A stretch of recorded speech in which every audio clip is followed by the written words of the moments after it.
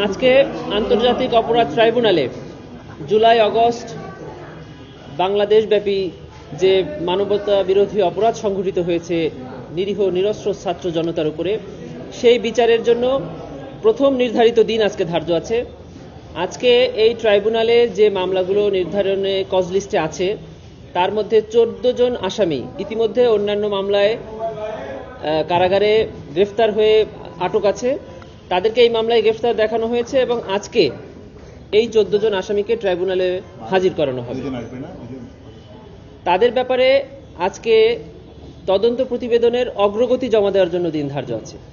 আমরা তদন্ত সংস্থা এবং প্রসিকিউশন টিম একসাথে এই এতদিন যে তদন্ত কার্যক্রম করেছি সে বিষয়ে আমরা আদালতকে অবহিত করব এবং অগ্রগতি প্রতিবেদন আদালতে জমা দিব। পরবর্তী কার্যক্রম আপনারা আদালতেই জানতে পারবেন।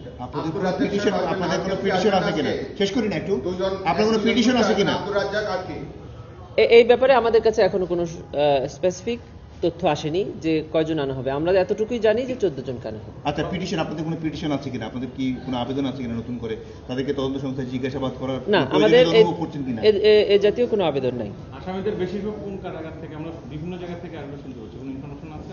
না, কারাগারের কোনো ইনফরমেশন আমাদের নেই। কোর্ট 10:30টায় বসবে। কার্যতালিকায় দুটি মামলা থাকবে। একটি হলো আইসিটিবিডি মিস কেস নাম্বার 2 অফ 2024, যেটার একমাত্র আসামি শেখ হাসিনা।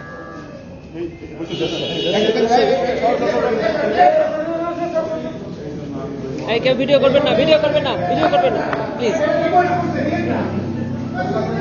এইটা কেউ ভিডিও করেন না।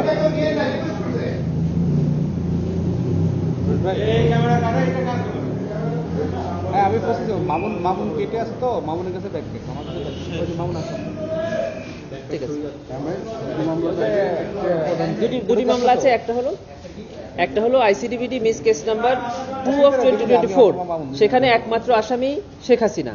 আরেকটি মামলা আছে 3 অফ 2024, সেটিতে 24 জন আসামি, ওবায়দুল কাদের এবং অন্যান্য 44 জন। এই দুটি মামলা আজকে তালিকায় থাকবে। 17 তারিখে যেতে হবে।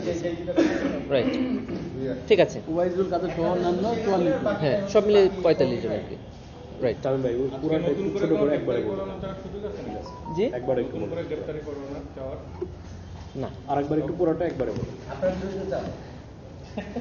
কোনটা পুরোটা? আজকে আন্তর্জাতিক অপরাধ ট্রাইব্যুনালে কার্যতালিকায় দুটি মামলা আছে। একটি আইসিটিবিডি মিস কেস নাম্বার 2 অফ 2024, যেটির একমাত্র আসামি শেখ হাসিনা।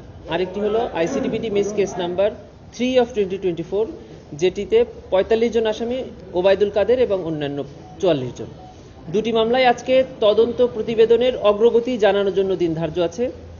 আমরা প্রসিকিউশন টিম এবং তদন্ত সংস্থা একত্রে এই ইতিপূর্বে যে তদন্ত কার্যক্রম সম্পন্ন করেছি তার বিষয়ে আন্তর্জাতিক অপরাধ ট্রাইব্যুনালে তদন্তের অগ্রগতি সম্পর্কে অবহিত করব।